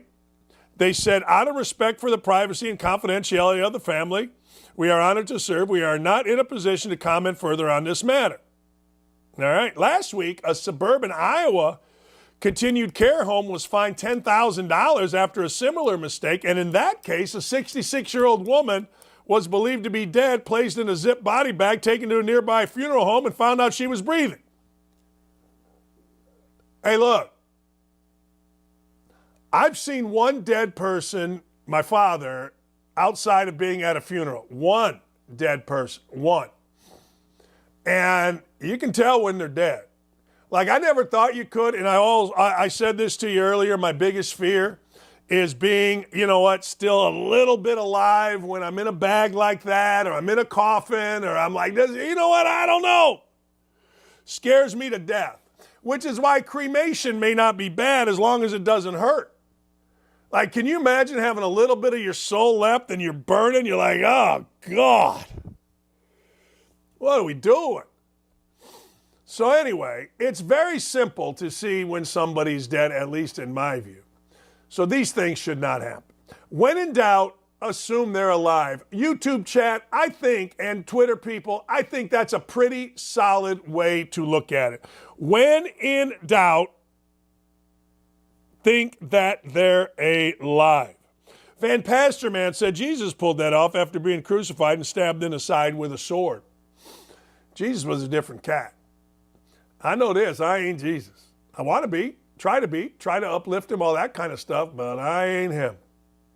So anyway, there you go. All right, tomorrow, by the way, we're going to have Ryan Leaf join us live from the Super Bowl. Looking forward to that. Are we going to woke-a-dope it here?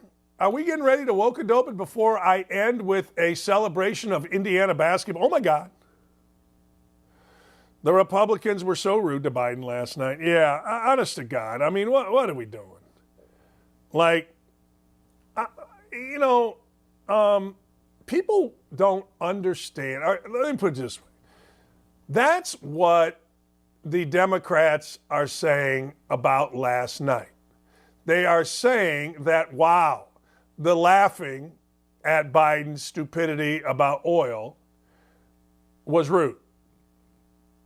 You had to laugh at Biden. Now, everybody, of course, forgets, you see on the left, the wearing of white, the fingers, all that, and of course, Nancy Pelosi doing what Nancy Pelosi does, only care about Nancy Pelosi.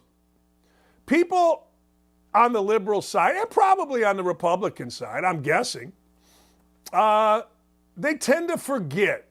They tend to spin. They tend to react to now. Like, I have a problem with that. I am an incredibly honest person. And I always look at, all right, what did I say? What did I do 8, 10 years ago? What did I do? How did I do it? Whatever. All right? And I'm incapable, frankly, of lying about anything that's important. Now, if somebody asked me what I just did in our little break, I'd probably lie.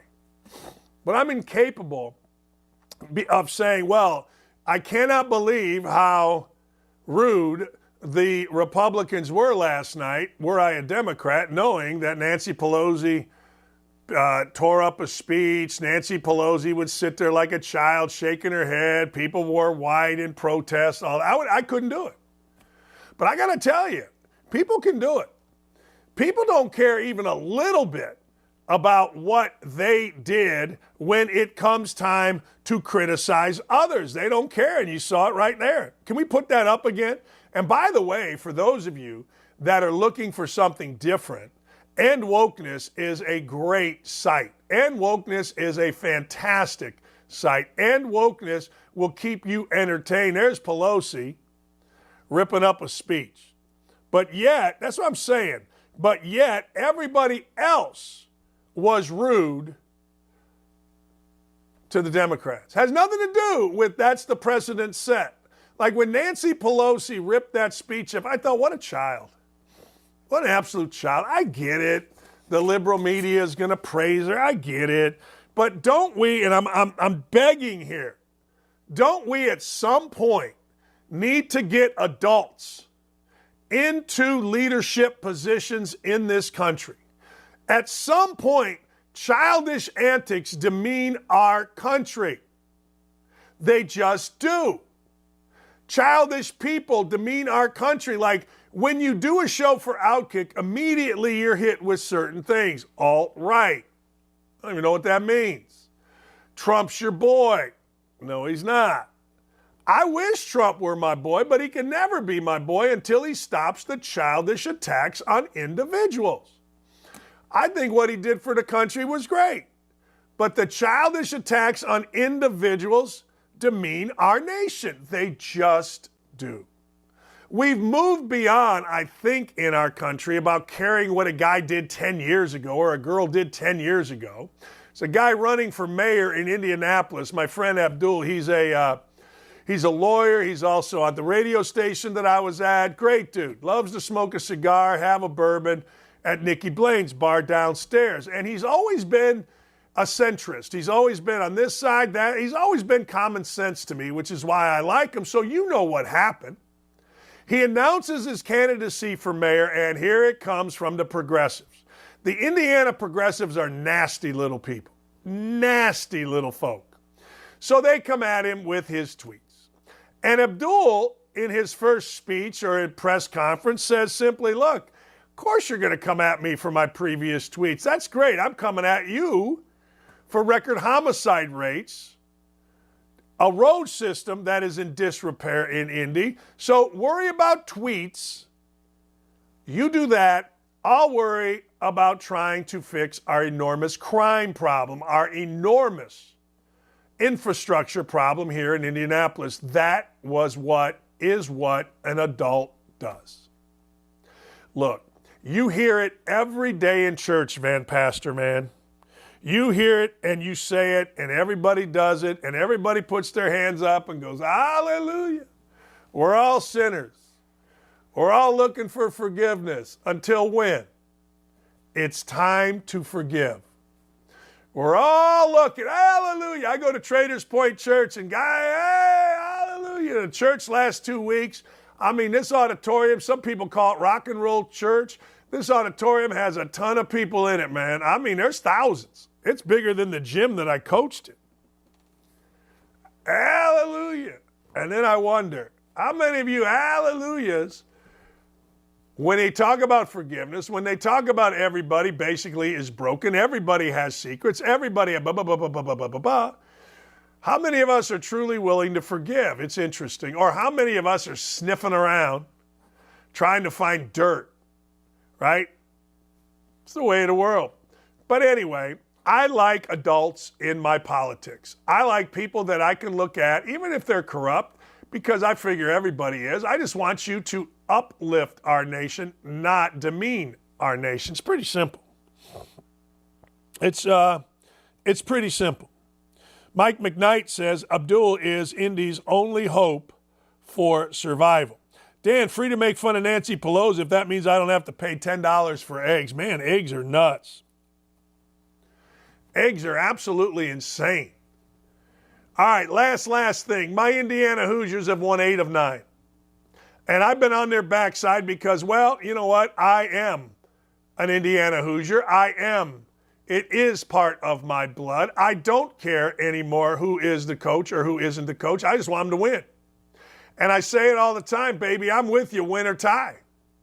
So they won. They've won 7 of 8. And I'm telling you right now, if you go to DraftKings and you take a look, that's not a bad bet. The Indiana bet to go to the Final Four or the Indiana bet to go to, win the national championship, I got to tell you, it ain't a bad bet. Now, right now, Houston, they ain't winning it. Purdue ain't winning it. Alabama ain't winning it. Tennessee ain't winning it. Kansas might win it. Arizona might win it. UCLA, Baylor, they ain't winning it. UConn ain't winning it. St. Mary's ain't winning it. Virginia, Gonzaga might. Texas, Xavier, they ain't. And then there's Indiana, plus 3,000. Bet $100. Bet $100. You can win $3,000 if Indiana makes it. Make the Final Four, still pretty good. Indiana, where are you? Plus 700. Conference winner, pretty simple. Purdue going to win the Big Ten. There's really nothing to bet there. There's only really 3 conferences available, but don't sleep on Indiana. But here's what I see. I see a team that's starting to shoot it. I see a team that's getting good play from a lot of different people. I see a team that has an absolute stud in Trace Jackson Davis, only player since Nick Collison to go 2,000 points, 1,000 rebounds, 500 assists, 200 blocks. Think about that. Dude's a stud. Absolute stud. Congratulations to him. Congratulations to his family. I don't know any of them. I don't want to know any of them. I don't need to hear from him about how it's more than basketball. It doesn't make any difference to me. But congratulations to him on his success, and I wholeheartedly think he will play in the NBA and make a lot of money at it because he's getting better. He seems like a good kid, can handle the ball, sees the court really well, and can score around the rim. Tonight, I'm going to give you what I took. Write this down. I'm going to give you what I bet earlier today. I'm into this thing where I'm doing 2-team parlays, and that's it. And I'm doing them such that, we're going to win. So today, very simple, I've got Oklahoma State on the money line at home, and I got Duquesne on the money line against George Mason as a parlay. Now, you guys are going to say, well, that's going out on a limb. I don't go out on limbs. Why would I go out on limbs? No, I'm going to double my money. I got this new thing. So I took $25 and I've doubled it. Excuse me. Actually, I had $15. Doubled it to 30, then doubled it. Now I got 60, so I put 60 on this. So it'll be 120. Oklahoma State money line combined with Duquesne money line. And then we're going to double our money. Beats the hell out of betting, what is it, 250 to win 100 on Oklahoma State, 205 to win 100 on Duquesne. You combine them. Sometimes you win, sometimes you lose. I want to thank everybody for being on the YouTube chat. DC, Dave Rayner, Fred Haviland, Hunter King, John Datsman, JR Means, JRC1, Marby Dog, Mike McKnight, Ready or Not, 11, Van Pasterman, Ruel Miller. Thank you all for being here. Go tell your friends. Retweet our stuff. We're trying to continue to build an audience. Have a wonderful, wonderful, wonderful afternoon. Ryan Leaf tomorrow. Baker Mayfield possibly out of Cleveland.